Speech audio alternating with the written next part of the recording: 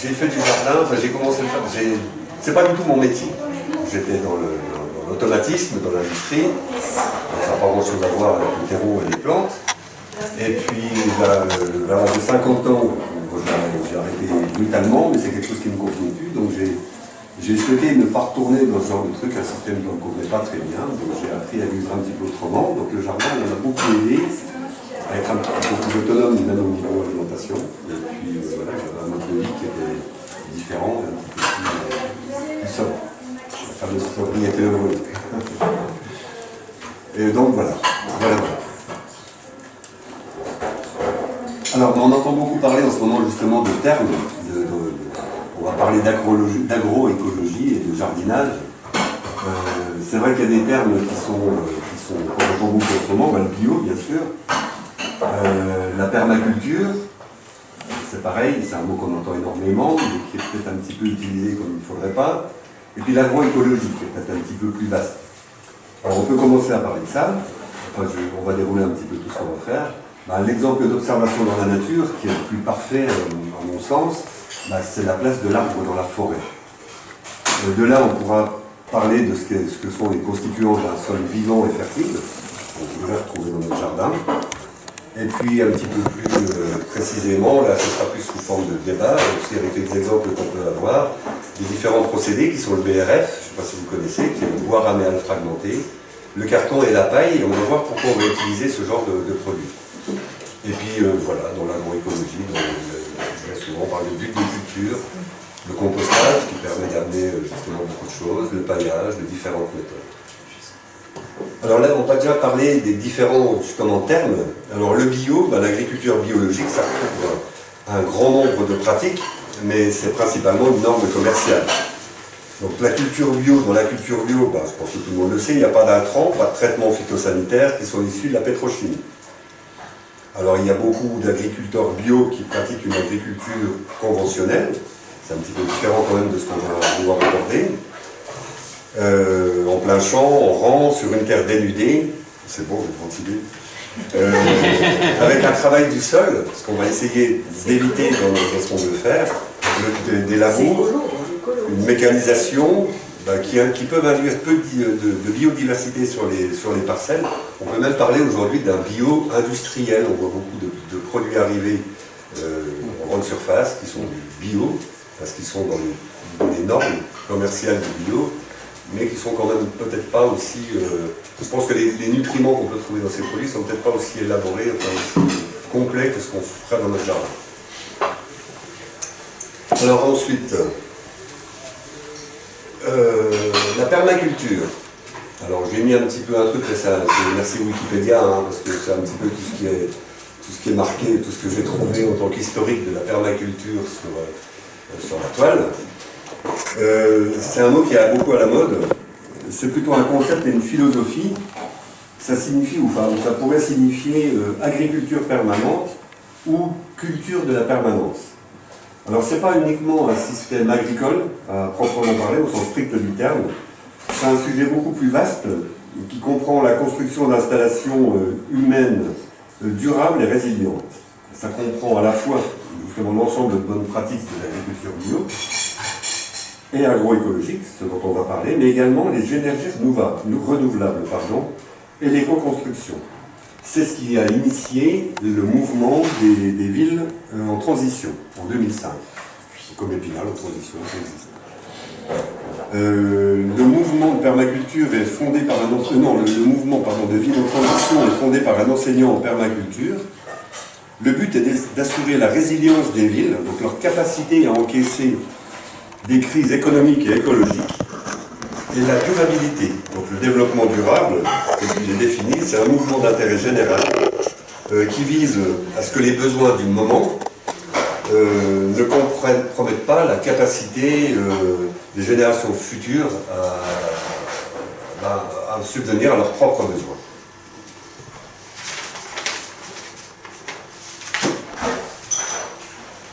Alors l'application de l'agriculture de la permaculture, comme c'est marqué, ça vise le respect des êtres vivants, voilà, l'information réciproque, la conception de paysages écologiques. On parle de design permaculturel, le non-labour, qu'on utilise également dans tout ce qui est agroécologique, la non-utilisation de carburants de pesticides, l'économie de travail, valoriser des pratiques comme le paillage et les treillis, et l'intégration d'animaux pour recycler les nutriments, entretenir le paysage. L'intégration harmonieuse des habitats humains, microclimats, propagation des vivaces, animaux, sol et eau. On peut dire que le principe de la permaculture, c'est de relier tous les éléments d'un système, les uns avec les autres, y compris les êtres humains. Et recréer, c'est un petit peu ce qui est marqué là, la grande diversité et l'interdépendance qui existent naturellement dans un écosystème. Là, le principe, c'est que chaque élément vient nourrir les autres en boucle sans produire de déchets. Bon, purement théoriquement, et puis tel que ça devrait se passer. On peut parler de l'aspiration de la forêt, parce que la forêt, c'est vrai que c'est un système qui est complètement autonome, résilient, on va en parler beaucoup plus tard. Alors, ce qui nous intéresse plus, c'est plus vaste, on parle d'agroécologie. Alors, il y a un mouvement de Pierre Rabhi qui parle beaucoup d'agroécologie, il y a des livres formidables qui sont sortis là-dessus. Là, ça se rapproche beaucoup de l'esprit de la permaculture, sans avoir les mêmes fondements, vraiment les mêmes buts. Pour la gestion écologique des cultures, le sol vivant, ce dont on va parler, ils ont en commun les mêmes idées d'écosystèmes résilients appuyés sur une vision holistique du fonctionnement de la nature. Holistique dans le sens où on va parler plutôt de manière globale de notre jardin, des problèmes qui peuvent survenir dans notre jardin, plutôt que de les prendre indépendamment, en parlant, je ne sais pas, de limaces, de maladies, de choses comme ça. On va parler beaucoup plus de manière globale. L'agroécologie décrit des techniques de compostage. On peut en parler, mais ça pourrait presque faire l'objet d'un débat à part entière, parce que le compostage, c'est quelque chose qui peut être très, très complexe. La recherche de complémentarité entre les espèces, la culture sur but et le sol vivant, bien sûr. Donc, voilà, c'est un petit peu ce qui est marqué, le compostage, complémentarité, les cultures associées. C'est quelque chose que je ne maîtrise pas bien encore, mais qui est très intéressant. Associer l'association des cultures, c'est des choses qui sont intéressantes. Et puis également, j'ai marqué semences paysannes, le fait d'utiliser des variétés anciennes et stables, c'est-à-dire des non-hybrides, des variétés qui sont reproductibles directement en faisant la graine à partir des produits qu'on sème. C'est pas défendu? Ah, non, enfin si, c'est défendu, mais ça se fait quand même. C'est pour ça qu'il existe plein de... Et puis c'est ce qu'il faut faire, il faut lutter contre cette loi, c'est absolument scandaleux. Les industries semencières ont créé un système où il y a, je ne sais pas, peut-être 70 ou 80% de semences, du vivant. Il n'y a pas seulement des semences qui sont créées par l'homme, mais de semences qui appartiennent à l'humanité depuis peut-être même des milliers d'années, qui sont interdites non seulement à la vente, à la reproduction et même en échange, même gratuitement. Donc des gens comme Cocopelli, enfin il y a plein de gens comme ça qui luttent contre ça, parce que c'est une aberration, c'est quelque chose contre quoi il faut absolument se lutter. Les Monsanto n'existent plus. Voilà, exactement. C'est ce que je voulais parler. Monsanto, c'est eux qui font en sorte qu'on ait des gars. Il y en a plein, oui, ça j'entends, enfin toutes ces industries semencières. Alors c'est vrai qu'on peut remarquer, enfin moi je le remarque même chez moi, je fais depuis quelques années les semences, on peut voir un renforcement, on pourra en parler peut-être un petit peu plus tard, ou on peut faire un petit aparté là-dessus, c'est intéressant. Il faut savoir que le génome des plantes est très complexe, beaucoup plus complexe que le génome de l'être humain, je ne sais pas combien de fois plus, je n'ai pas de chiffre, mais c'est quelque chose qui est, à la limite, les plantes nous survivront plus que probablement, parce qu'elles ont une capacité d'adaptation. Elles nous ont précédés. Elles nous ont précédés, elles nous survivront forcément parce qu'elles ont la capacité justement, le fait d'avoir un génome beaucoup plus complexe, de raviver des gènes qui sont endormis. C'est-à-dire que nous, là, on va évoluer sur nos gènes sur quelques centaines, milliers ou millions d'années, enfin milliers d'années. Une semence, d'une année sur l'autre, peut modifier, avoir une adaptabilité au climat, à la terre, aux environnements, aux maladies à laquelle elle est confrontée. Il y a des exemples, on voit souvent ça sur Internet, ceux qui suivent un petit peu le jardinage. Un monsieur qui s'appelle Pot, je crois, qui est un... Paul oui. Pol Pot Pol Pot, quelque chose comme ça. Non, c'est pas Pol Pot, mais c'est un petit peu Pot. Mais qui depuis quelques années, enfin il y a cherché à faire une dizaine d'années de ça, à semer des variétés sans trop en prendre soin. Je crois que c'est en Ardèche, dans des zones assez arides, et même des zones en altitude où il peut y avoir des hivers assez russes, donc des tomates. Donc on sait que les tomates sont relativement fragiles au froid et à la sécheresse également. Et d'année en année, à force de récolter des graines sur des plants de tomates qui étaient chétifs, des petites tomates, au fil des années, ces tomates se sont améliorées, renforcées, adaptées au sol et au climat. Et ça a intéressé les scientifiques qui aujourd'hui ont pu justement se rendre compte, ça a des noms que je ne connais pas, de cette capacité des variétés paysannes, de ces semences paysannes, à réveiller des gènes endormis pour s'adapter à des choses d'une année sur l'autre. Moi je remarque sur mes tomates, les semis de tomates que je fais depuis 4 ou 5 ans, non seulement elles ne sont pas malades, mais elles poussent 2 fois plus vite que les autres. C'est vraiment quelque chose qui intéresse. Sachant aussi que les semences créées, bien souvent, le sont pour des objectifs commerciaux. C'est sûr, si on pouvait faire des tomates carrées, il y a longtemps qu'elles existaient, de même que les coulées ou autre chose. Et voilà, on a l'exemple des tomates qui doivent tenir 2000 km et arriver en forme, bien ronde et toutes identiques sur un stand dans un supermarché. Il est évident qu'elles n'auront pas forcément les mêmes attributs, même les mêmes nutriments qu'une semence paysanne qui aura poussé 2 fois plus longtemps dans un sol, surtout dans un sol vivant, où elle aura pu puiser tous ces nutriments. Et on pourra y revenir, je pense, aux semences paysannes, c'est quand même quelque chose d'assez intéressant.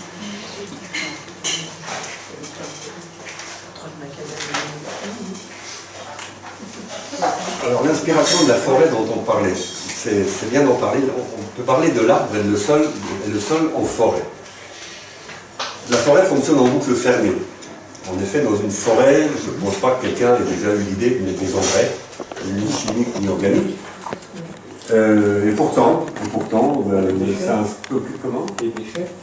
Oui, mais on n'en met pas, on n'en rajoute pas. La forêt, elle fonctionne en boucle fermée. La forêt, justement, on va en parler, elle stocke un peu. Mais bien sûr. Et c'est malgré tout. Ah, oui, c'est autre chose. Oui, il n'y a pas des engrais qui font. Il n'y a pas d'engrais spécifique. Voilà. Quelqu'un un forestier ne va pas mettre d'engrais dans une forêt. Et pourtant, dans une forêt, il y a un stockage de carbone énorme. Dans le bois et les racines, il faut savoir que dans les racines, il y a 50 à 80% de carbone qui est stocké dans une forêt. Il y a des forêts âgées de plusieurs milliers, voire de plusieurs millions d'années. Non seulement le sol ne s'épuise pas, mais c'est là où on trouve les sols les plus riches, les plus fertiles. Et pourtant, ils continuent à faire pousser les plus grandes plantes du monde, en boucle fermée, donc sans jamais apporter quelque chose. Et on le voit même sur les couches de sol. Bien souvent, les sols des forêts par rapport à des sols cultivés de manière intensive, là où les sols ont été ravinés, où l'argile a fini par partir en rivière, on voit le sol de la forêt qui est plus haut. J'ai un exemple derrière chez moi, où on voit la forêt qui est nettement plus haute, les chemins en dessous plus bas, et toutes les terres qui se doivent raviner au fil des années et des décennies. Toutes ces terres finissent dans la mer, alors que le sol de la forêt continue à être drainant, perméable, et à augmenter même en volume. Donc elle fabrique un sol fertile, la forêt. Le fonctionnement de cette forêt, on peut en parler.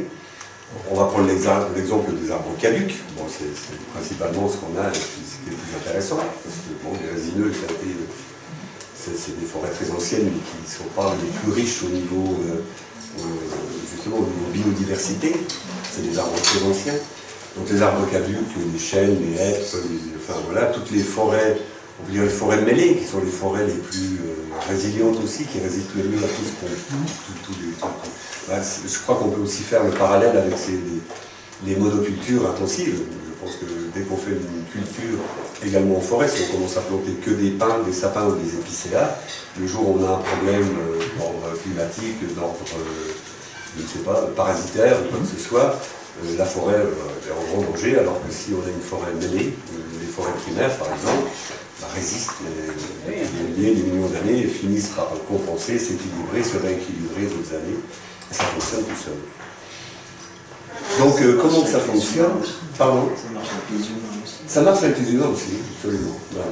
Oui, ça va. Donc comment ça marche? L'hiver, ces arbres caducs, l'arbre va faire tomber des branches mortes et des feuilles qui vont constituer une litière, une petite litière de quelques centimètres, c'est pas quelque chose d'énorme. Alors cette litière, elle est dévorée par une faune qu'on appelle la faune épigée, c'est-à-dire c'est la faune qui est sur les premiers centimètres du sol. Et les premiers centimètres correspondent en fait à la faune qui est aérobique, c'est-à-dire celle qui est à contact de l'air. Et c'est très important. Les crottes et les résidus de cette faune sont constitués en fait de broyats très fins, de lignine et de cellulose qui sont les composants du bois. D'ailleurs, les seuls organismes vivants qui sont capables de dégrader la lignine et la cellulose, ce ne sont pas les animaux, ce ne sont pas non plus les végétaux, ni des bactéries, ce sont des champignons. Et les champignons, c'est les basidiomycètes sont les seuls éléments vivants capables de dégrader la lignine et la cellulose. Donc ils vont s'attaquer à ce broyat, donc toutes ces crottes déformées par cette faune, et ils vont les digérer et les transformer en humus. Donc l'humus, c'est quelque chose qu'on cherche à avoir dans notre jardin, puisque ça va être la nourriture principale de nos plantes, associée à d'autres choses. Comme on le voit là d'ailleurs, une crotte, puis des champignons qui fabriquent de l'humus. Mais l'humus, il a besoin d'être minéralisé, et ce qui va minéraliser l'humus, ce sont les bactéries. Donc c'est l'étape finale. Mais c'est encore pas suffisant. On va en parler. Donc on voit de toute façon, avec tout ce qu'on vient de dire là, que l'humus, il est fabriqué à la surface des sols. Sur 30 cm, c'est quelques chiffres qui sont assez intéressants, parce que c'est assez parlant. Sur 30 cm d'épaisseur, le sol héberge environ 80% de la biomasse du globe. 1 mètre carré d'une prairie permanente, il n'y en a pas beaucoup des prairies permanentes, il y a 260 millions d'animaux en moyenne sur 1 mètre carré. Plus, ah bon? Sur un Il n'y a rien, il n'y a rien. Ah bah c'est une prairie permanente, donc c'est ça. Ça revient, ça Eh ben, j'ai énormément de vertébrés. Ah bah c'est la preuve justement que le sol est vivant, c'est un sol vivant. 1 hectare de forêt. Oui, oui. 1 hectare de forêt comprendrait plus d'organismes vivants que d'humains sur Terre. On compte que la biomasse moyenne du sol est de 2,5 tonnes par hectare. Il y a une très forte variabilité justement en fonction du respect des sols qu'on peut avoir. Voilà, la minéralisation. On va parler de tout ça. Alors on voit ces petites bestioles, j'ai fait des petites photos, c'est plus rigolo. C'est des choses qu'on ne voit pas forcément. Celle-ci pourrait être visible à l'œil nu, ou pas. Alors les colamboles, ce sont des arthropodes lucifuges, c'est-à-dire qui fuient la lumière, sur les premiers centimètres du sol. Leur rôle, c'est la décomposition des feuilles. C'est ce qui est en forêt, quand on trouve des feuilles qui ressemblent à de la dentelle, ce sont les colamboles qui les ont consommées. Donc elles se nourrissent aussi d'autres micro-organismes qui sont présents dans le sol, dans la litière, dont les champignons. Ils peuvent manger à la fois les spores et les ifs, l'if étant le mycélium, donc vraiment la partie du champignon. Même ce qu'on appelle champignon souvent à tort, c'est la fructification du champignon, c'est le chapeau, alors que le champignon lui-même, c'est pas une plante, c'est pas un animal, c'est une variété à part entière. Ce sont des ifs très très fins de quelques micromètres, on en reparlera. Et puis ils se nourrissent également de bactéries. Alors forcément, du fait qu'ils consomment ça, ces petits animaux-là, ces colamboles, elles aident à la dissémination et à la régulation de la microflore du sol, des bactéries et des champignons. Du fait qu'elles consomment des enfants de crottes, elles permettent de disséminer cette flore. Il y a des acariens également, qui attaquent les nervures des feuilles. Il y a environ 50 000 espèces répertoriées, et probablement plus d'un million d'espèces différentes d'acariens. Donc on voit là, quand on parle de sol vivant, que ça grouille quand même pas mal. Des belles bêtes, le porte, les bulles. On appelle ça le coton de Saint-Antoine. Celui d'en bas, Ah, les yules. Ah oui. Donc il y a environ 3000 espèces connues, et il y en a plus de 160 en France, différentes de ces modèles-là. Que 160 En France. Non, mais variétés différentes, oui, oui. Rien avec le porte-bidule comme ça, 160 En rapportant, je me suis dit qu'il y en avait peut-être plus. Ah non, mais des variétés différentes. Oui, des variétés. D'accord. Il y a à peu près de 150 à 200 individus au mètre carré. C'est pas beaucoup. Ça représente 20% de la masse de la macrofaune, donc de toute la faune, de choses assez grosses. La faune, je ne sais pas trop jusqu'à combien ça va, je dirais quelques millimètres. Ils ont des mandibules puissantes, donc ils s'attaquent au bois et aux rameaux, directement. Donc ils les décomposent en morceaux plus petits, mais ils ne les digèrent pas. On a vu qu'il n'y a que les champignons qui savent le digérer. Il y a des nématodes et des vers épigés. Donc épigés, on a vu que c'était ce qui voulait dire qu'ils vivaient à la surface du sol. Ils se nourrissent des parties les plus fines et des excréments d'autres espèces. Donc ils aident beaucoup à la structure du sol. Tous ces vers, déjà ces excréments-là, quand on voit un sol en forêt, souvent sur les premiers centimètres, on voit que c'est un sol qui est un petit peu granuleux, on parle de couscous. C'est-à-dire que ce sont des tout petits granulats qui permettent au sol d'être très drainant, et on voit qu'il n'y a pas d'inondation en forêt.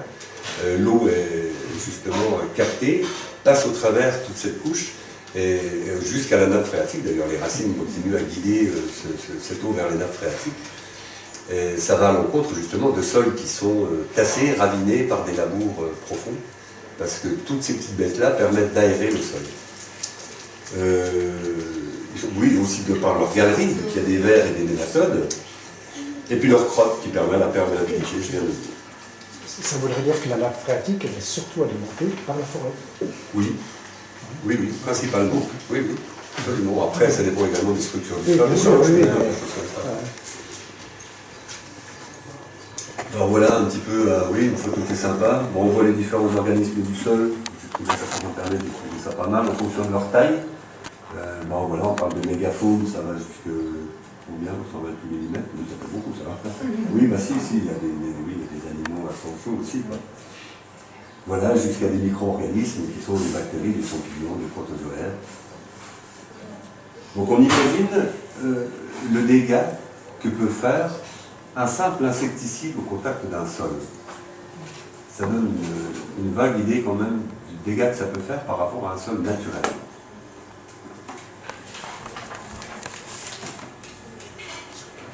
Alors l'arbre, comment il fait pour fonctionner? Comment il fait pour que ça marche si bien tout seul? En fait, l'arbre, nous on connaît bien, c'est mon ami Bernard qui est là, qui fait une graille, qui a bien étudié les arbres, même s'ils sont en pause, mais quand ils poussent, on voit des analogies. L'arbre, on dit qu'il émet deux systèmes racinaires. Il y a un système de surface qui est horizontal, qui se trouve, il vient se placer juste sous la litière qu'on a vue en forêt. Et à l'aide de poils absorbants au bout de ces racines, donc c'est des racines qui sont régénérées tous les ans, quand l'arbre eucalypte perd ses feuilles, tous ces poils absorbants, toutes ces racines vont mourir et se régénérer au printemps. Donc il y a une quantité énorme de surface de ces poils absorbants qui va connecter donc les minéraux, donc on a vu qu'ils ont été libérés lors de la décomposition par les bactéries de l'humus. Donc ces racines sont sous la surface du sol. Donc l'eau plus les minéraux qui sont captés par ces racines élaborent ce qu'on appelle la sève brute, qui monte par les canaux les plus internes de l'arbre jusqu'aux feuilles, la fameuse photosynthèse qui permet de récupérer le carbone de l'air, de fabriquer des sucres, et donc de redescendre par la sève élaborée qui va nourrir l'arbre, à la fois sur l'ensemble, les troncs, les racines, les feuilles, et continuer à le faire pousser. Et un autre système racinaire donc, qui existe, qui est sous forme de pivots, qui peuvent aller jusqu'à la roche-mère. Le sol est constitué d'une roche-mère, d'une roche qui commence à se fragmenter, et le sol lui-même est constitué de cette roche-mère qui a été usée par les éléments, par l'hiver, par le d'ailleurs qui est altéré. Ces racines pivots qui peuvent descendre jusqu'à la roche-mère, elles peuvent sécréter des acides qui permettent de dissoudre la roche et les transformer en argile. Ça, c'est assez important. On va voir pourquoi. Et on peut parler aussi du rôle des champignons dans la structure du sol. Ça, on le voit dans les pots à bonsaï, parce que 10 cm3, c'est pas très gros, 10 cm3, d'un sol fertile contient 1 km de filaments mycéliens, donc de petits fils où il y a des champignons. Et ça grandit à peu près d'1 km par jour. Donc on voit quand même qu'un sol qui est riche en champignons, sans même encore parler de mycorhizes dont on a parlé tout à l'heure, améliore la structure du sol de manière incroyable. Parce que justement, ça donne une aération, et on va en reparler, ce sera beaucoup plus intéressant en parlant des mycorhizes. Justement, on peut parler de ça tout de suite. C'est un peu l'association du vivant. Les différentes associations qu'il y a avec le vivant, bah, vous savez que même nous, on a, enfin vous savez ou pas, enfin moi je le découvre un petit peu aussi, on a 10 fois plus de bactéries que de cellules dans notre corps. On a environ 100 milliards de bactéries, 500 espèces différentes, et notre corps est composé à peu près de 1 à 2 kilos de bactéries. C'est 100 000 milliards 100 000 milliards de bactéries. de bactéries. 100 000 milliards. C'est-à-dire qu'un gène sur 100 de notre ADN, Deuxième cerveau. l'ADN de notre organisme vivant, il n'y a qu'un gène sur 100 qui nous appartient. Tous les autres gènes qu'on trouve dans notre corps, ils appartiennent aux bactéries. Tout à fait. C'est quand même assez impressionnant. C'est pour ça que je pense que cette année, quand on va parler du microbiote avec Gilles Carotti, ça va être intéressant. Et de tout ce qui est lactofermenté, par Tout ça exemple. dans le deuxième cerveau.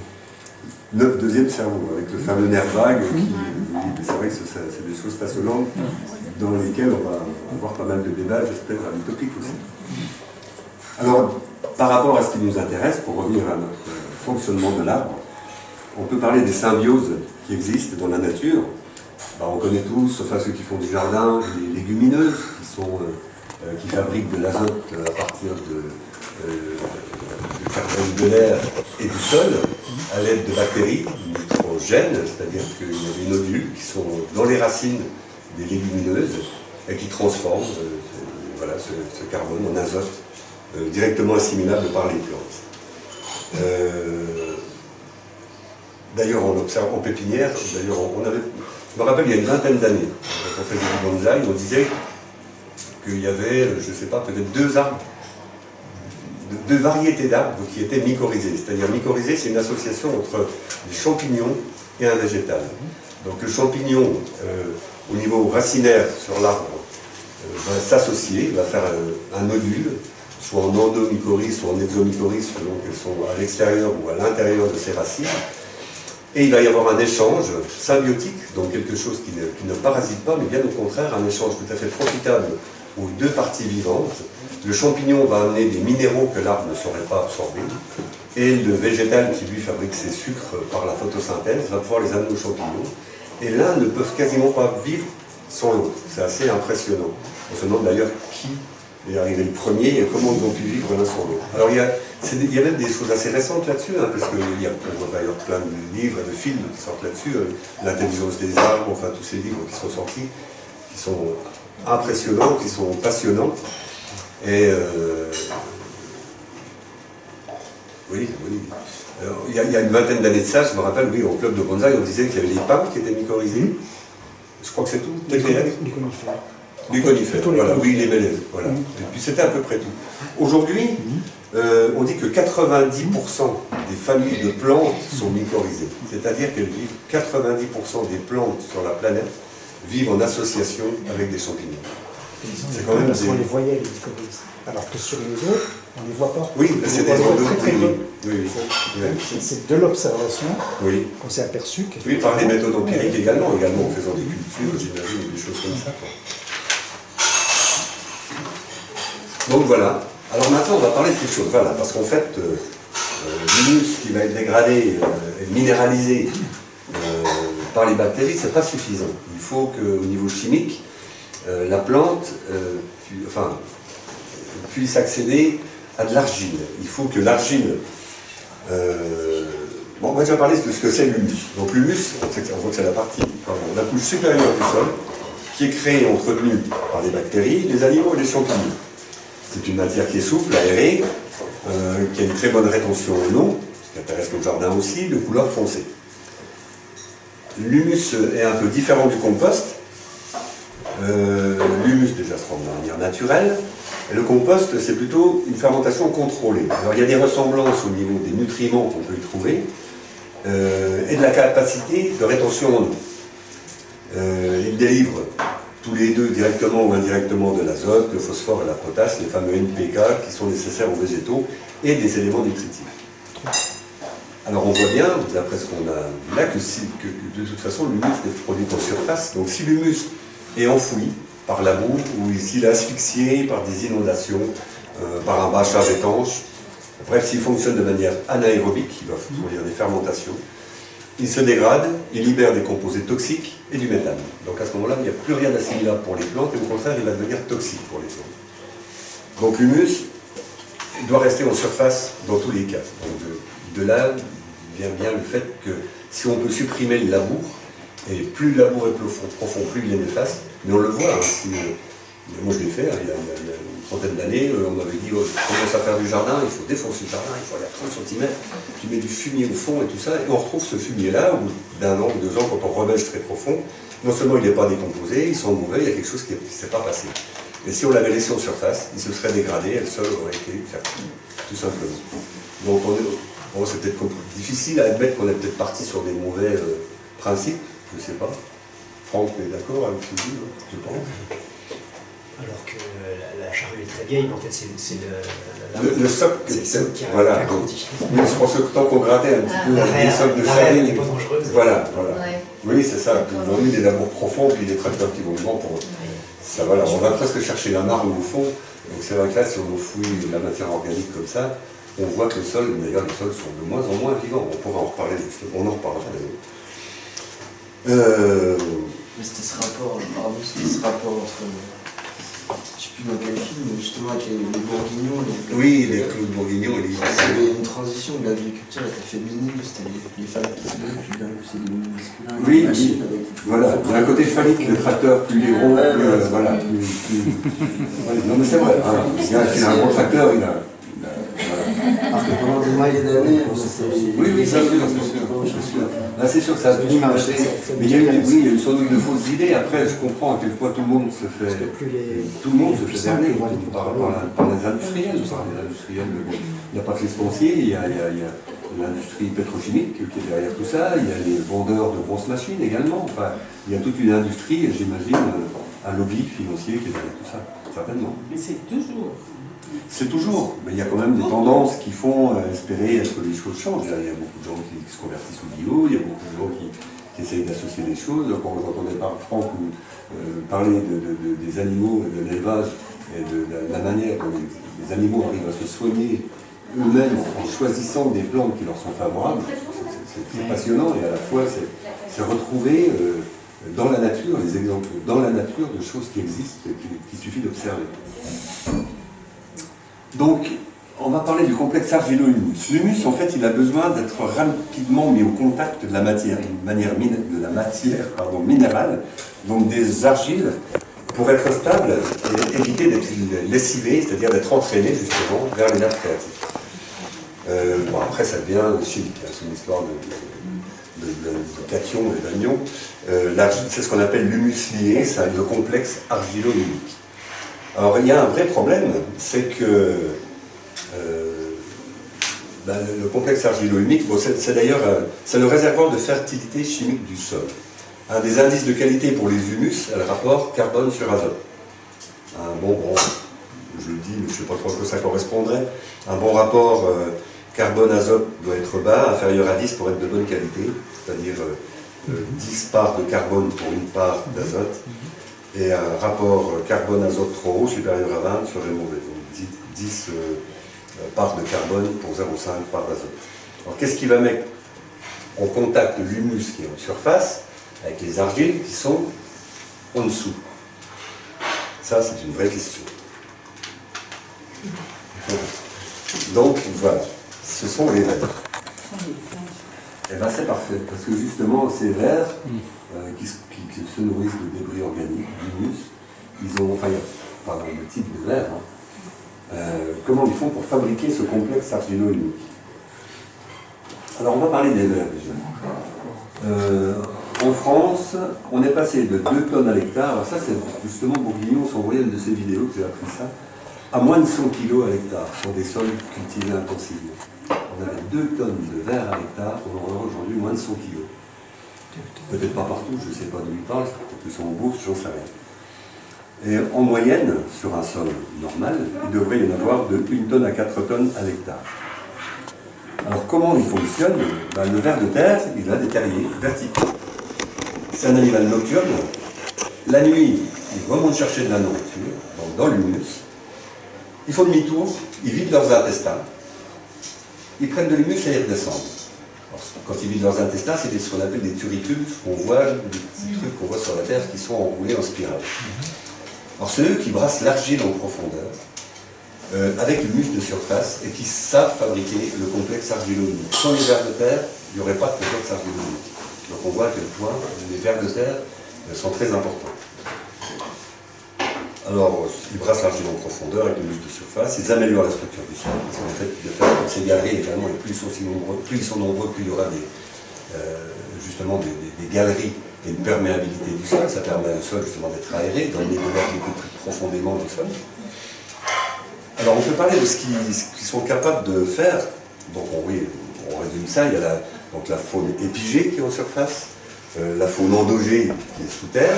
Il y a quand même des animaux qui vivent au niveau de l'argile et tout ça, d'ailleurs qui décomposent les racines des arbres qui sont en profondeur et qui meurent naturellement, mais ils sont moins nombreux que ceux qui sont en surface. Et puis justement cette faune acénique qui sont tous ces vers qui viennent travailler entre ces deux surfaces-là, enfin entre ces deux faunes épigées et endogées. Alors la quantité de ce que brasse un ver de terre. Un ver de terre, ça mange son poids en verre tous les jours. En terre, pardon, tous les jours, pas en verre. Non, ils mangent leur poids en terre tous les jours. En termes de charge de nourriture, on peut dire qu'il y aurait 300 à 1000 tonnes de terre par hectare qui seraient brassées tous les ans. Ça représenterait 3 à 10 cm de terre qui seraient brassées tous les ans. C'est quand même assez impressionnant. Dans une terre fertile, c'est des vers de terre. C'est quand même assez impressionnant quand même, ces chiffres-là. Donc de là, on va parler du sol d'un jardin, du sol vivant. Le sol de son jardin, un sol idéal, il serait composé de 25% d'eau, 25% d'air, 45% de minéral et 5% d'organique. Donc on voit qu'il n'y a pas besoin non plus d'une quantité énorme d'organique. Qu'est-ce qui définit un sol également? Sa profondeur. Plus un sol est profond, enfin plus un sol aéré et profond, plus il est favorable à la pénétration des racines, à l'eau et aux cultures en général. Le fait, cette aération, justement, c'est là qu'on pourra peut-être parler tout à l'heure dans le débat des buts, de ceux qui veulent cultiver sur but, parce que le fait de créer des buts génère justement plus d'aération dans le sol. Après, il y a aussi des inconvénients, on pourra en parler. Ce qui définit un sol également, c'est sa texture. Donc la texture, je l'ai noté dans l'ordre, elle est composée de cailloux. Donc les cailloux, c'est tout ce qui fait de 2 à 20 cm. De gravier, c'est tout ce qui est de 2 mm à 2 cm. De sable grossier, c'est de 0,2 à 2 mm. De sable fin, de 2 micromètres à 0,2 mm. De limon, donc qui devient des choses organiques. De 2 micromètres à 20 micromètres. Et des argiles, qui sont des parties très très fines, qui font moins de 2 micromètres. Alors il y a des tests qu'on peut faire, il y a des tests qui existent où on peut demander une analyse du sol, mais on peut aussi prendre un peu de sa terre de jardin, une dizaine de centimètres, le mettre dans un bocal, remplir avec de l'eau, on se couvre, on fait ça plusieurs fois et on le laisse se décanter. Et la sédimentation nous donnera une indication, en fonction des couches qu'on observe, sur la qualité de notre sol. Donc on voit à partir de là, justement, si notre sol est plutôt argileux, limoneux, plutôt argileux, sableux. Bon, sachant qu'ici, on est plutôt l'argile calcaire, souvent. Donc ça dépend aussi des endroits.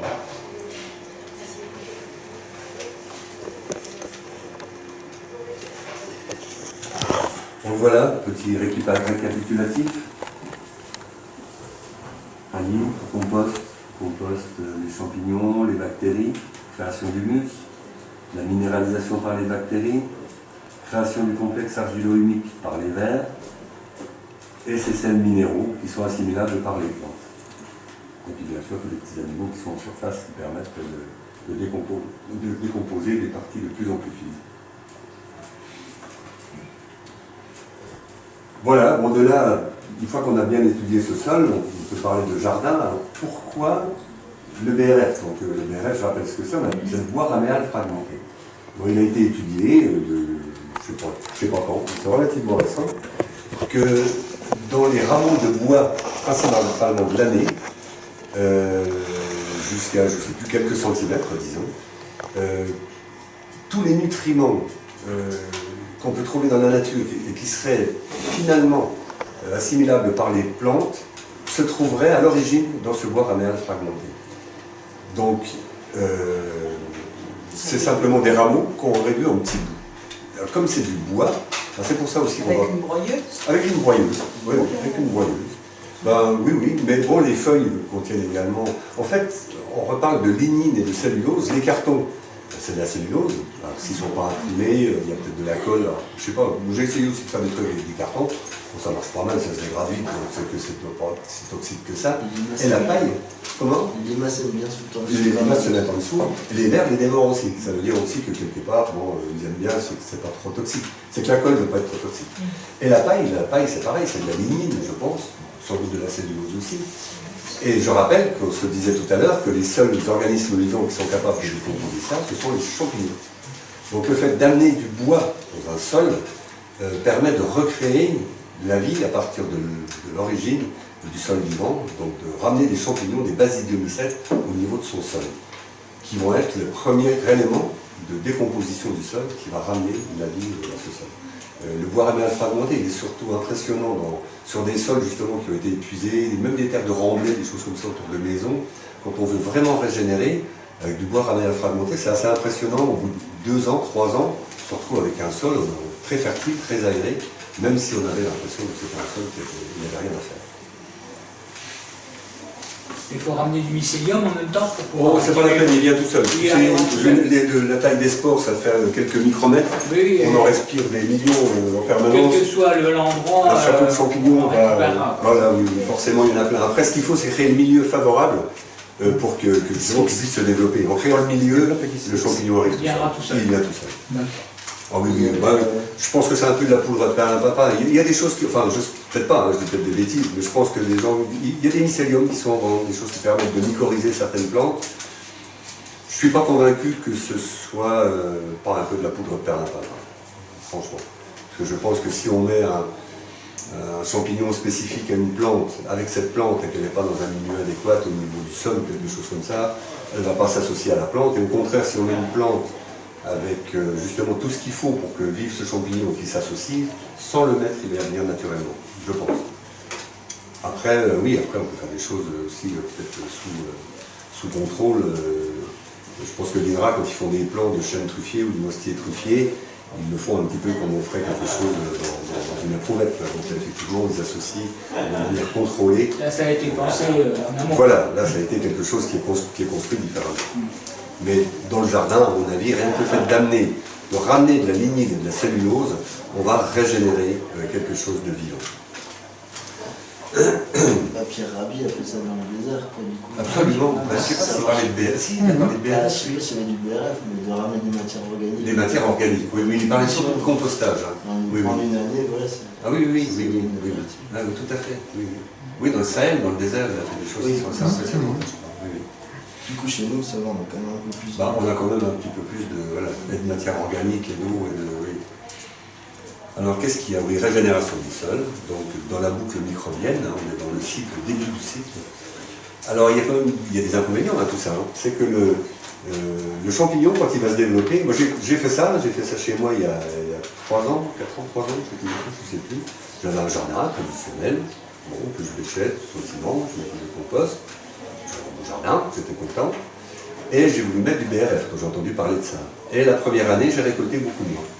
Parce que, en fait, mais ça voulait dire que ça marchait bien, c'est qu'il y avait des basidiomycètes, d'ailleurs j'avais plein de champignons qui ont commencé à pousser assez rapidement.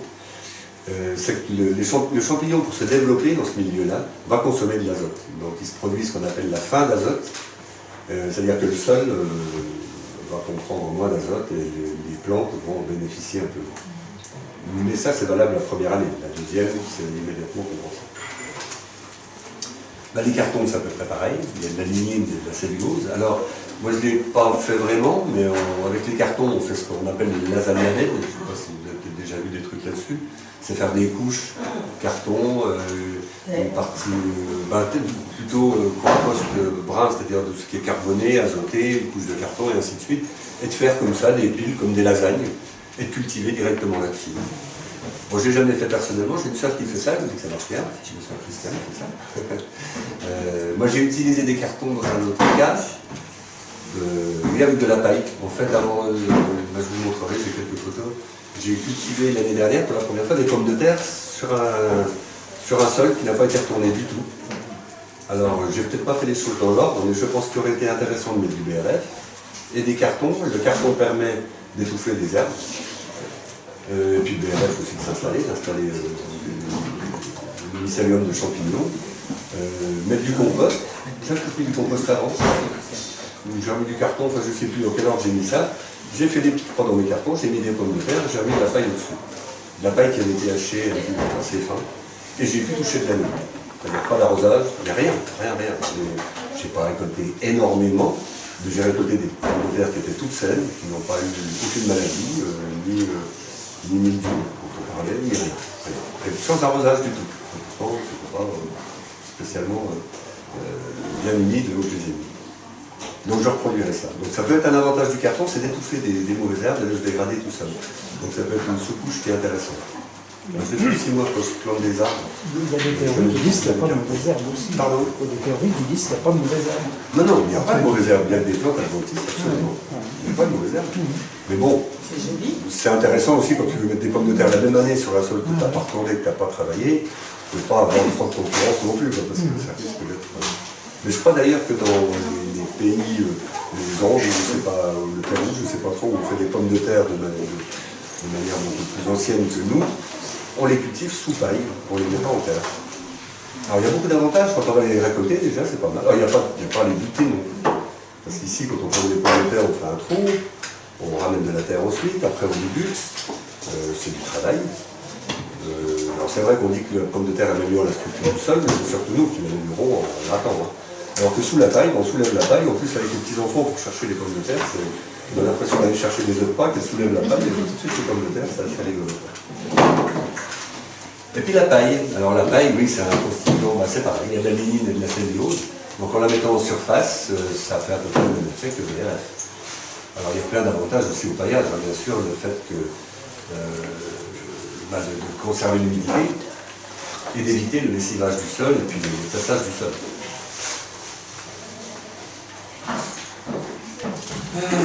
Puis voilà, donc les buts de permaculture. Bon, là on va plutôt aborder le débat, vos expériences par rapport à ça. Alors les buts, il y a différents modèles de buts. Bon, j'invente rien, on voit ça sur internet. Alors je sais, les mots de culture, je ne sais pas, c'est le fait de mettre du bois de feuillu, il y en a même qui parlent de bois résineux, je suis un peu surpris, mais bon, au fond de butte. Puis des branchages de plus en plus fins. Voilà, de la terre, du compost et du paillage.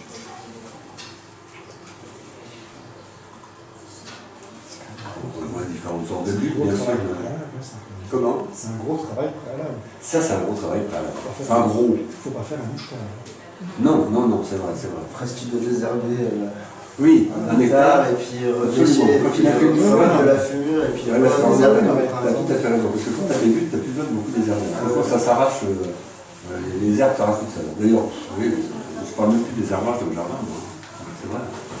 Et en plus, tu retournes le faire. Quand elles sont faites définitivement. Donc tu fais un gros travail au départ.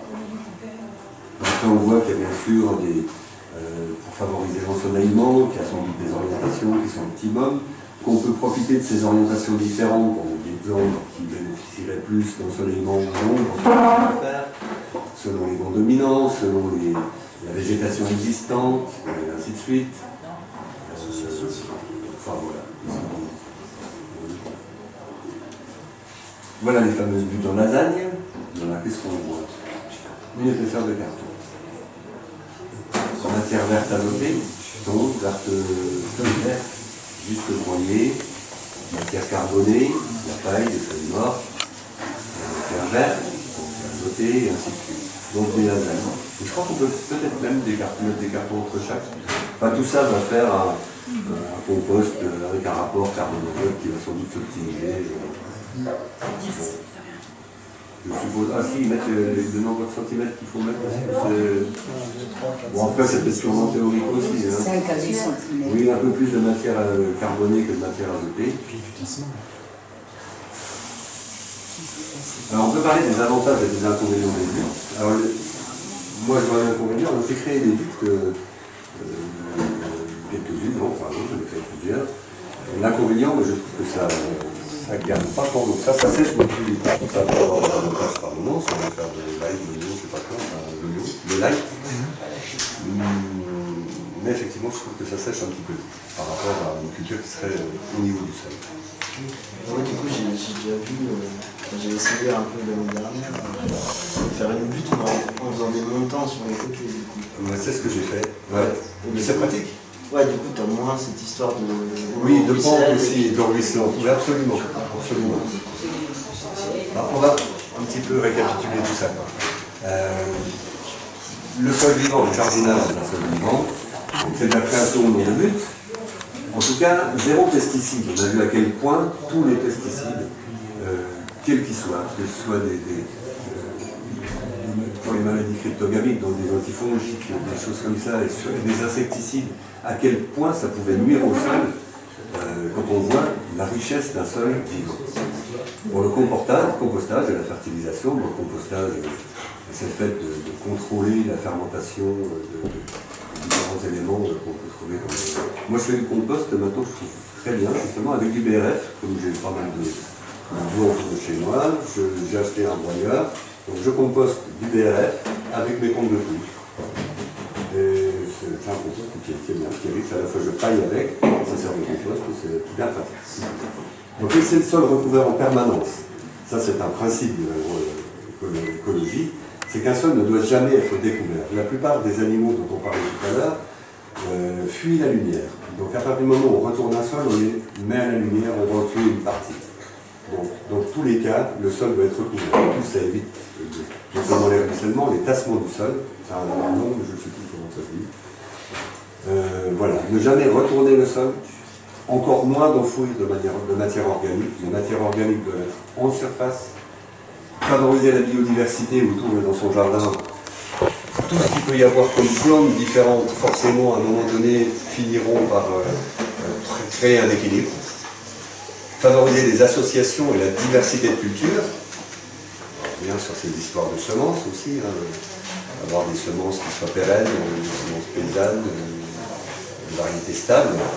Et puis bien évidemment, on gagnera, j'en suis convaincu, moi, après je ne sais pas, je suis sûr qu'il y a des analyses qui doivent le prouver, mais je suis à peu près sûr que la qualité nutritive des légumes qu'on fait pousser, enfin, qui ont passé quelques mois dans un sol vivant, sont forcément supérieures à des, je sais pas, des tomates poussées dans la laine de roche avec des sels, je suis à peu près convaincu de ça. Je suis sûr que ça c'est bon, je ne suis pas allé jusque là. De toute façon, on le voit au niveau d'un goût déjà. Je crois que là, par contre, il n'y a pas faute de ceux qui sont déjà là, ça se fait que des vraies tomates. Et ceux qui les achètent au supermarché, ça se fait que c'est une mauvaise tomate. Là, l'exemple, oui, la première butte que j'ai faite, donc là, j'avais creusé. Là, j'ai enlevé la première couche d'herbe dans un verger. Bon, j'ai du bois un peu plus petit, des branchages avec du BRF. Je ne sais pas si j'ai bien fait, hein. Bon, j'ai fait, quoi. J'ai remis de la terre, du compost, puis voilà. Donc c'est ma première butte. Donc tu vois, comme tu disais tout à l'heure, j'avais des troncs d'arbres, j'ai des épicéas qui bordent le jardin, je les supprime d'ailleurs parce que il n'y a aucune biodiversité sous les résineux, c'est une catastrophe. Donc je les élimine au fur et à mesure, genre je plante des feuilles, et j'utilise les troncs des résineux pour faire les bordures de ces buttes. Voilà, j'en ai fait une deuxième à peu près à l'identique. Ça fait un petit peu...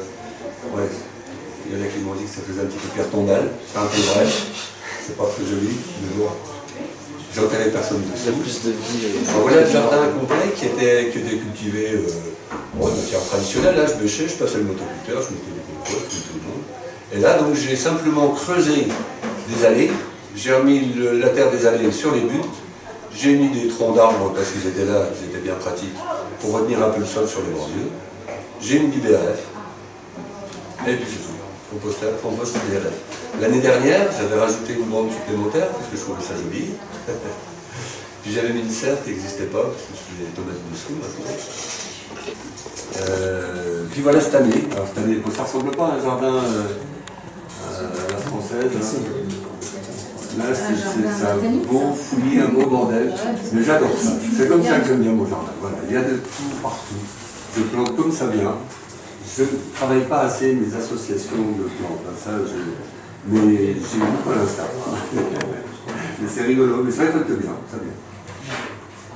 Là, tiens, là, c'est la partie, la planche de pommes de terre que j'ai fait l'année dernière sans retourner. J'ai juste mis des troncs d'arbres, du carton, de la taille, et cette année, j'ai mis autre chose dedans. C'est un beau fouillis, hein, mon jardin. Je ne dis pas de bêtises. Il y a des soucis, il y a des fleurs, il y a de tout. Je mélange tout. Le plus de plantes possible. Ben voilà. Et puis bon, oui, pour favoriser la biodiversité dans mon verger, cette année aussi, je ne tombe pas tout, je tiens que les allées autour des arbres. Et ça permet de récupérer la pompe quand même pour faire des choses. Mais ça permet, on voit beaucoup de la biodiversité dans les plantes.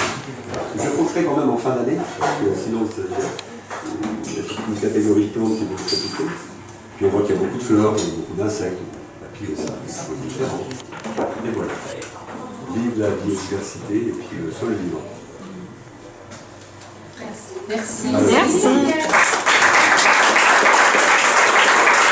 Bien évidemment, si vous avez des questions, en fait, je saurais répondre, parce que je suis qu'un amateur à partir. N'hésitez pas.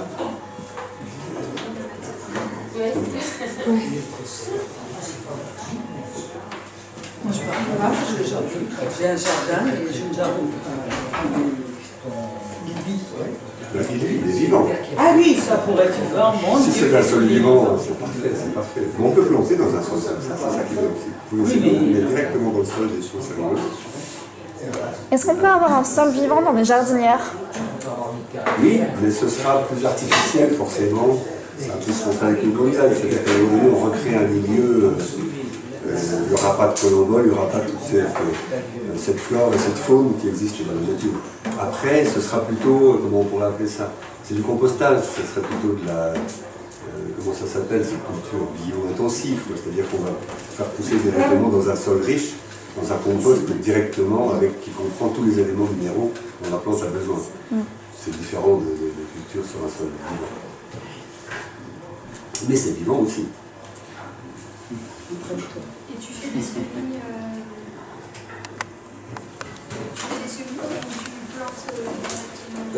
c'est vrai que je fais beaucoup plus de plantation maintenant. Je fais des semis en pot, de plus en plus, et je plante les pots justement, ce qui permet de ne pas avoir à toucher au paillage, ni au BRF que j'ai en surface, parce que ce serait difficile de les mettre en pour écarter la paille, la pommade.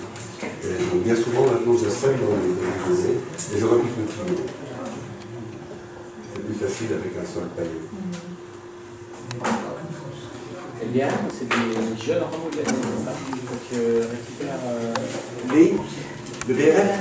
Oui, c'est des rameaux de l'année. Bon, c'est en 2 ans, je pense que ça ne va pas être très méchant.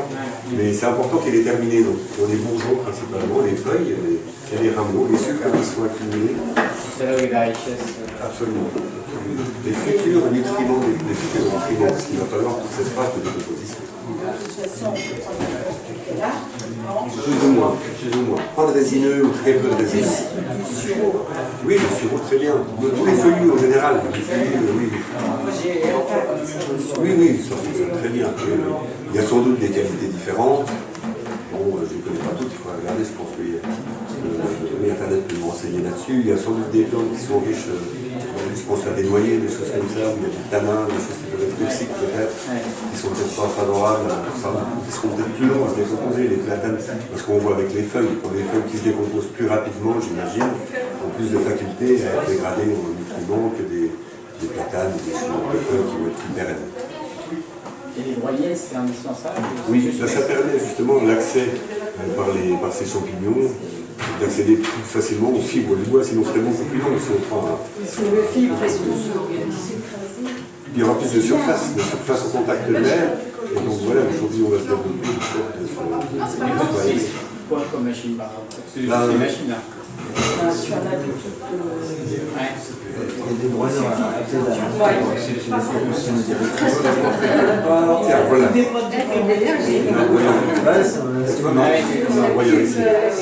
moi, ça va directement passer. C'est pas un truc, ça aurait d'acheter un truc un peu plus simple. Si, bien sûr, bien sûr. Ah, bah, oui. Parce que moi j'ai essayé un truc comme ça. Ah, bah, si c'est un truc électrique, Je suis pas très patient. Quand j'avais fait, oui, je me rappelle mon délire. J'avais voulu faire un jardin pour quelqu'un. J'avais taillé des haies. J'ai un broyeur. Oui, quand j'ai vu le broyeur, je suis venu avec le mien. C'est même une petite branche, quand on dépasse. Ah, moi j'en ai un, il est facile, hein. Oui. Ça passe bien. Oui, oui, d'accord. Oui, c'est un moteur thermique. Oui, bon, ça Voilà, c'est pas professionnel, hein. Enfin, oui, non. c'est encore un peu petit, mais ça va déjà. Et ça l'appartient directement. Oui, oui, oui. Ah, moi, ça va dans une boîte et je vais vider. D'accord. Je ramasse pas. Moi, je me dégage comme ça. Oui, non, mais moi, c'était plus. Après, il y a des... Si, ça vaut le coup de populariser ça. Ah, si, c'est évident, c'est évident.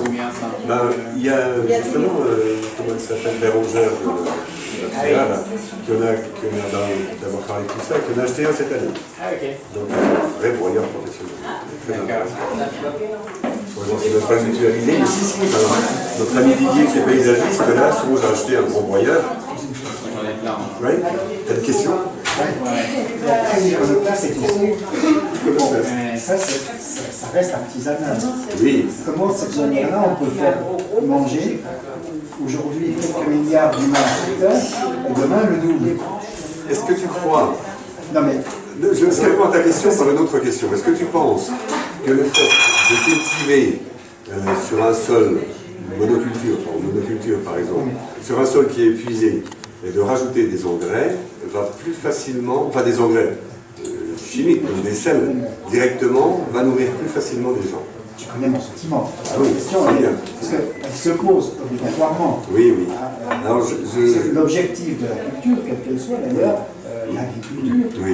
qui débouche même sur l'élevage, la viande, c'est quand même l'objectif premier, c'est de nourrir les êtres humains. Bien sûr. Donc aujourd'hui, on a fait cette culture très, comment dirais-je, intensive, Oui. hein, à sortir de la guerre de 40, parce qu'à ce moment-là, il fallait gérer une Il population fallait aussi faire des engrais avec des restes tout à fait. de bombes. Aujourd'hui, si on veut revenir de manière générale à une situation telle que celle que tu nous présentes, ça représente quand on a la surface du temps. Ça reste. Je te garantis que je passe. Mais au niveau de temps, dans un jardinage. En Beauce-et-Henri, si en Beauce-et-Henri tu veux retransformer toute cette culture, qui est une culture, effectivement, c'est des hectares. Alors écoute, je n'ai pas la réponse, mais il faudrait demander, peut-être que Franck là, je pense qu'il y a des céréaliers aujourd'hui qui passent au bio, qui font directement du semis sur couvert. Donc ils prennent moins des amendements qu'on peut faire avec la facilité. la facilité, voilà, toutes ces choses-là. Donc les surfaces et les rendements, je ne suis pas du tout convaincu, je suis même convaincu qu'ils ne sont pas supérieurs aux cultures intensives, aux cultures bio ou aux cultures, on va dire sur des sols vivants. On est quand même passé à des rendements qu'on a doublés en 30 ou 40 ans à l'hectare. Ah, 30 ou 40 ans? Oui, 30 ou 40 ans. 30 ou 40 ans. Effectivement. Les rendements en France, c'est 70 quintaux en moyenne. Le bio, c'est 30. Sauf qu'on va y associer, on va alterner et on va faire plusieurs cultures sur une même en fait. C'est ça qui change. Mais la question, je la pose. Alors, je suis tout à fait. J'ai le résultat d'une étude, notamment pour la France. 80% de la surface, même si on changeait si toutes les surfaces passaient en bio, 80% des surfaces de la France suffiraient pour nourrir les Français. En fait, ce qu'on a créé avec une culture intensive, on croit qu'on produit énormément. Le problème, c'est qu'on a tué toute la culture vivrière d'un tas de pays qui ne se nourrissent plus parce que le blé était pour eux plus accessible que de faire eux-mêmes. C'est ça la mort. Je suis le premier. Oui, convaincu. Convaincu. C'est une question intéressante. Et bien sûr qu'on arriverait à nourrir toute la population, et bien mieux. Oui, certainement bien mieux. On parlait qualité. Et puis en plus, les gens se nourriraient localement. Et le frais même. C'est pareil, quand on se dégage d'un jardin, ou quand on perd énormément, culturellement, on perd l'effort physique, parce que ce qu'il ne faut pas oublier derrière, c'est le bienfait du jardin, c'est aussi l'effort physique. Mais aujourd'hui, on a quand même une population mondiale de 80% citadine, 20% rurale. Et comment elles sont nourries? Comment est nourrie cette population? Combien il faut de protéines végétales pour fabriquer une protéine animale, par exemple? Il y a des migrations à faire. Non, mais il y a des migrations à faire, je pense, justement, en termes culturels, enfin, au concept réellement. Fabriquer du soja sur des surfaces considérables pour nourrir des animaux, pour avoir une protéine animale, qui consomme je ne sais pas combien d'eau de flotte. On marche un peu sur la tête, on peut consommer moins de viande, mieux de la viande, de meilleure qualité, et que le reste des céréales soit consommé par les humains. Et peut-être qu'on nourrirait largement la planète. Je sais que tu es convaincu, tu poses des questions pour aller des mais c'est la réponse à 1 kg de viande. Je sais 60% des céréales sont mangées par les animaux. C'est une aberration complète. Et demain, il suffit d'arrêter ça, et nous manger beaucoup plus de céréales. On aura tout à produire. Tout à fait. Et d'un autre côté, on a des surfaces qui s'enfrichent. Où là, il serait bon d'avoir des animaux.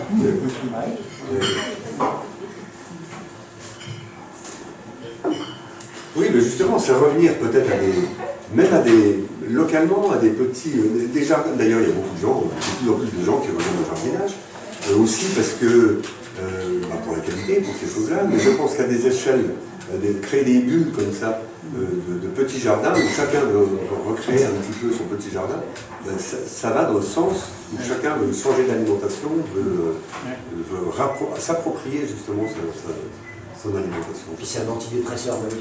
Ah oui, c'est sûr. C'est efficace, désherber une heure. Ça vit la tête. Il faut courir à 50-70 km pour le faire. Oui, il y a l'empreinte carbone qui est pas mal. Après, naturellement, ça va éclater tout ça. Oui, ça va éclater. Effectivement, quand on vous amène tout dans l'assiette, vous êtes tenté de... Et moi, il y a un truc qui me touche par rapport aux paysans, c'est quand même qu'on arrive à un truc où les agriculteurs ils mangent plus qu'ils produisent, où ils se suicident avec le glyphosate, quoi. Enfin, clairement, enfin, il y a combien d'agriculteurs qui se foutent en l'air en buvant du glyphosate, quoi.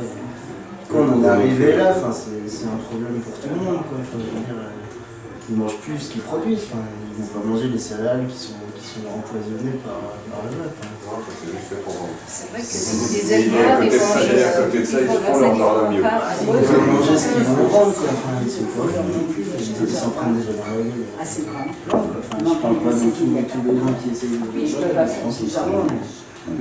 Je cherche du mot. Non, Il y a des choses comme ça. C'est vrai. Ça fait 4 ans. Voilà, Dominique, je suis sûr que Dominique, c'est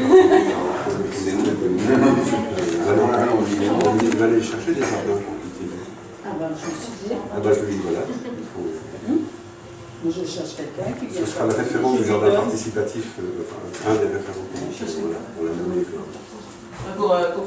Pour s'occuper du jardin, moi, je le donne, même s'il faut acheter ce qu'il faut, moi, c'est pas Alors, le problème. je reviens aussi sur les quantités.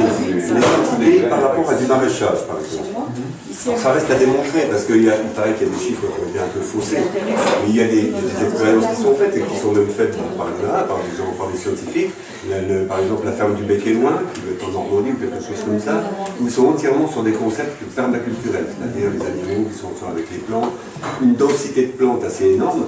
Apparemment, tous ces systèmes-là permettent d'avoir une densité de plantes au mètre carré qui est supérieure à une culture intensive. Oui, c'est sûr.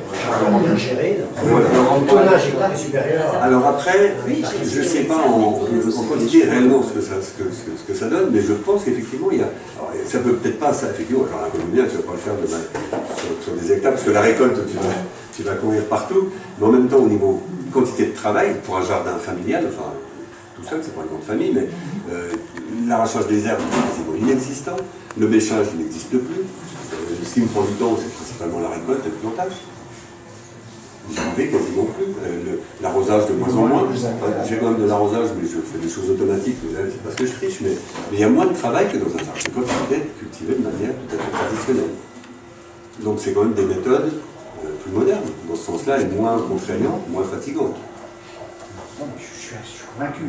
Mais ça reste aujourd'hui limité à une petite surface, le fait de tout transformer, les grandes surfaces, je dirais, dans des structures. Tu parles d'industrie céréalière peut-être. Entre autres. Mais oui, là je parle de jardinage, de maraîchage. Oui, oui. Mais malgré tout, moi je suis quand même convaincu que oui, même pour des grandes cultures, enfin, on n'est peut-être pas obligé non plus de faire des... Bien sûr, oui. En maraîchage, ce que j'avais entendu, c'est autant les rendements à l'hectare supérieurs, par contre, le rendement par personne, forcément supérieur. Ah oui, oui, oui, au bio en général. Et ne serait-ce que de ce fait-là, en termes d'aide à la surface, c'est largement déficitaire par rapport à quelque chose d'industrialisé. Oui, il y a la mécanisation après qui rentre en jeu. Le fait de pouvoir mécaniser. Mécaniser, c'est délicat parce que on est sur ce lieu, on fait des plantés, on fait pas sur le cycle, on fait des silos, on va dire le nécessaire pour aller chercher les racines. Donc forcément, à partir de ce moment-là, trouver des outils qui font que se planter. Oui, mais ça existe, il y a des choses qui se rendent. Il y en a qui ont développé ça. Dans les formations, on commence à apprendre ce type de technique, c'est ignoré. On l'apprend, mais ça reste quand même très minime dans les formations agricoles. On en discutait avec Elodie, nous on est issus de formation agricole, Elodie et moi, de formation agronome. Oui. Et franchement, ça reste des sujets assez minimes. Moi, je pense que derrière, il y a une pression, mais qu'il y a des habitudes, enfin pas seulement des habitudes, il y a peut-être aussi des pressions, j'imagine, sans doute, Ils ont des financements aussi. Voilà. Rester dans quelque chose, de rester figé dans quelque chose qui pose une continuité et ne pas Mais c'est vrai que oui, ça reste quand même. Faut réussir à se faire son propre avis sur le sujet. Avoir le recul. Et pour avoir ce recul, c'est vrai qu'il faut avoir tous les éléments. C'est vrai qu'on les a pas forcément sur Ouais, c'est difficile d'avoir le recul, mais c'est vrai qu'on en discutait dans les promos. Il y a pas mal de personnes qui sortent et qui travaillent chez Monsanto ou chez des gros semenciers. Mais je crois que la révolution, elle sera là, hein, c'est de ne plus accepter ces emplois. Parce Ouais. que, je ne sais pas comment on peut. C'est comme le paysan qui traite, qui se met dans un carrefour. Mais comment tu peux imaginer se protéger pour fournir de l'alimentation agricole? Ça n'a rien de sens. Et ceux qui en vendent et ceux qui participent. C'est pareil, ils participent. Et je crois que les jeunes, aujourd'hui, j'entends de plus en plus de jeunes qui disent tant pis, quitte à faire un métier qui ne correspond pas à un salaire que j'imaginais, c'est vrai. Tu penses que c'est une tendance où il y a plus de. Surtout portable.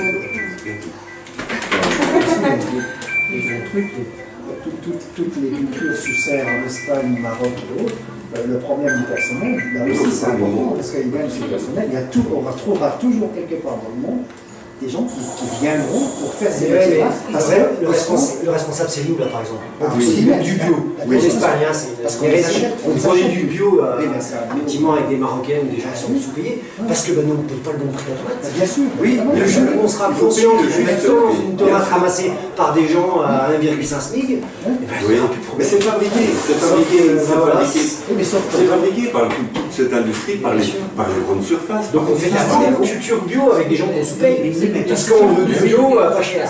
Mais oui, mais tout ce qu'il y a, parce que tant qu'on aura dans des pays développés des gens qui n'auront pas les salaires qui permettront d'accéder à des, comment dirais-je, à une nourriture qui est un petit peu plus chère. C'est pas un problème de salaire. Non, mais c'est un autre c'est complètement ce que tu manges, et non, je suis pas d'accord, on peut manger très bon et mieux et pas cher. En première approche, si quand même. Mais c'est ils regardent ce qu'ils ont dans leur porte-monnaie. Ça c'est un faux problème. Ça c'est un vrai Ils regardent ce qu'ils ont dans leur vie parce qu'on les a pas nécessairement. Les catégories sociales les plus basses sont catastrophiques. C'est des plats cuisinés, c'est des produits dangereux qui coûtent plus cher au kilo. Bien sûr, qui coûtent très cher. On dira ce qu'on voudra, un bon produit, une lentille, même bio, ça coûte rien du tout. Oui, c'est vrai, c'est vrai. Il faut se nourrir. Et il y en a sur place. Mais d'un autre côté, c'est cuisiner. Il y a aussi l'approche sociologique et autres qui fait que on nous a habitués, et en particulier dans certaines classes sociales, à aller plus facile, et plus rapidement possible. Oui, On veut faire jardin, on veut plus cuisiner, on veut plus aller à l'école, on fait quoi? On habite dans une famille ou Aubervilliers, je ne fais pas de mais on habite en Aubervilliers. Il y en a peut-être qui passent entre les gouttes, mais sincèrement, il vaut mieux qu'il y ait la même une bio population énorme. Après, il y a pas des contrôles qui sont faits. Si on a pris un système, on arrivera peut-être à faire marche arrière. Il faudra du temps. Une émission à la Il y a des chefs urbains aussi qui existent d'agriculture. Je pense au carton tout à l'heure, il y a des gens qui font des attentats et qui amènent des cartons, qui posent des cartons sur les terrains.